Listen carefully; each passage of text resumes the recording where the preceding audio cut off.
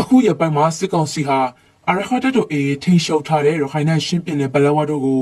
ကြေးရည်လေးတွေနဲ့စည်ရရတိုက်ခိုက်တာတွေဆက်တိုက်လှုပ်ဆောင်လာနေပါတယ်။စစ်ကောင်စီကစစ်တပါ26ရက်ကတုံကုန်းမျိုးကိုလေကြောင်းနဲ့ဘုံကျတိုက်ခိုက်ခဲ့ပြီးတော့